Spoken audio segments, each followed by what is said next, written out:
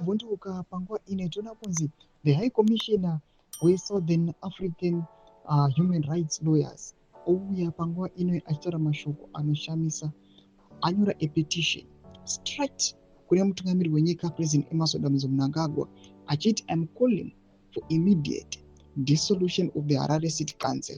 Azvipere mushe panguva ine tiona vana Jacob Mafume nemadeputy mayor avo nevakomana vana Daniel Ngaro vachiexpose vachionekwa kunzi vakomana ava vari very very corrupt sezviri kungoonekwa. Vamwe mukaona kunzi vakasungwa, vamwe they've been called for questioning.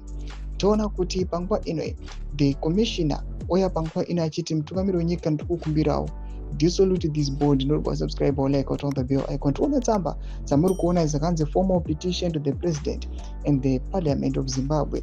Amuri kuona ine iri kunzi petition for the immediate dissolution of the Harare City Council administration and a forensic investigation into systemic financial sabotage.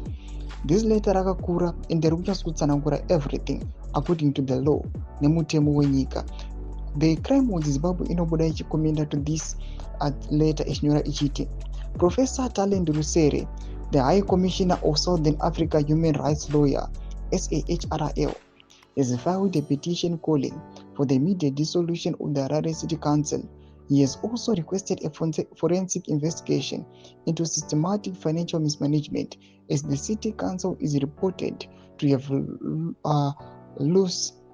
losses ranging from 5.8 million US dollars to 10.8 million US dollars. Mashoko ari kuda panguva ina nyongwa chinzi aiwa the Harare City Council iri kuita zvekutamba.